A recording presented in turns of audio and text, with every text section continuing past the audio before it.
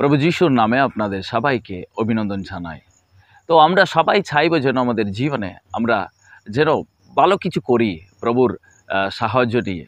কিন্তু অনেক সময় আমরা যখন প্রভুর কাছে যাই আমাদের নিজেকেও মনে হবে যে না প্রভু আমি যোগ্য নাই। হ্যাঁ, পিতর একদিন আর যিশু তাকে নৌকা করে নিয়ে গেলেন, অনেক মাছ পিতর পেলেন, কিন্তু অবশেষে পিতর একটা স্টেটমেন্ট দিলেন প্রভুকে। তিনি বললেন লুক পুস্তক 5:8 তিনি বললেন, সিমন পিতর এই ব্যাপার দেখে যিশুর পায়ে পড়ে বললেন, আমার কাছে থেকে চলে যান প্রভু, আমি পাপিষ্ঠ। পিতরের মতোই অনেক সময় আমরাও বলে থাকি প্রভু আমি যোগ্য নাই, প্রভু আমার লাইফে কিছু হবে না, প্রভু আমার কাছে থেকে চলে যান। কেন? আমরা আমাদের লিমিটকে জানি, কারণ এটা অসম্ভব, আমার দ্বারা এটা করা সম্ভব নাই। পিতরের মনোভাবনা ওইটাই। কিন্তু প্রিয়, আমাদের লাইফেও আমরা অনেক সময় এরকমই মনোভাবনা নিয়ে থাকি। কিন্তু আর নিক ওয়াইজিস বলে একজন ব্যক্তি ছিলেন, উনি অস্ট্রেলিয়ার জন্ম হয়েছিলেন। তখন তিনি জন্ম হয়েছিলেন, তার দুটো পাও নাই, তার দুটো হাতও নাই, উইথাউট লেগস উইথাউট আর্মসে তিনি জন্ম হয়েছিলেন।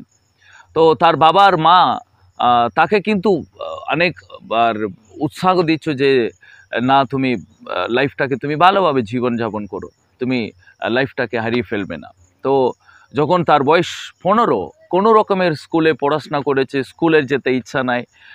যখন তার বয়স 15 সে একটা সিদ্ধান্ত নিল যে আমি আর আমার বাবা মার বোঝা হয়ে থাকতে চাই না, লাইফটাকে শেষ করব। তো যখন ও সুসাইড করার মনোভাবনা নিয়ে সুসাইড করতে গেল, কারণ তার হাতও নাই, তার পাও নাই, কিভাবে সুসাইড করব। তো খুবই ডিপ্রেশনে পড়ে কোনো রকমের আমাকে মরতে হবে বলে ভাবছিল। সেই মুহূর্ত প্রভু তার সঙ্গে একটা কথা বলেছিলেন, নিক তোমার জীবনে একটা উদ্দেশ্য আছে, আমি তোমাকে একটা উদ্দেশ্য নিয়ে আমি তোমাকে রেখেছি পৃথিবীতে। তো সেই কথা নিকের জীবনে একটা বড় সাহস দিয়েছে।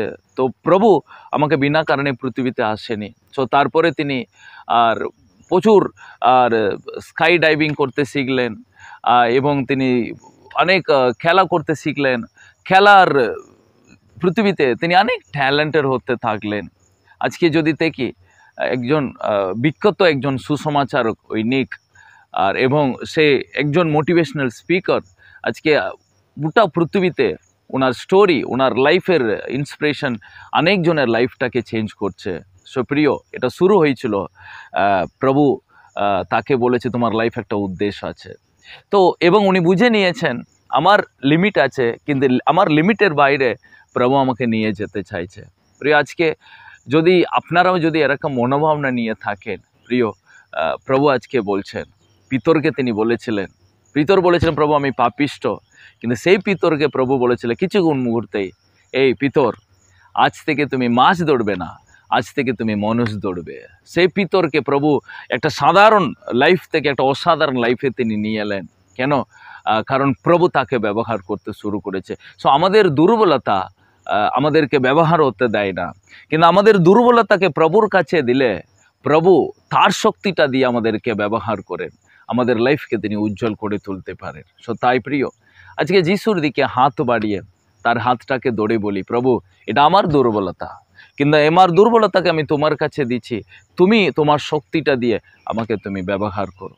সো প্রভু ব্যবহার করবে, প্রভু আশীর্বাদ করবে, প্রভু তোমাদের লাইফকে লোকদের সামনে প্রভু উজ্জ্বল করবে। এই বাক্য আপনাদের জীবনে অনেক আশীর্বাদ নিয়ে আসুক। God bless you.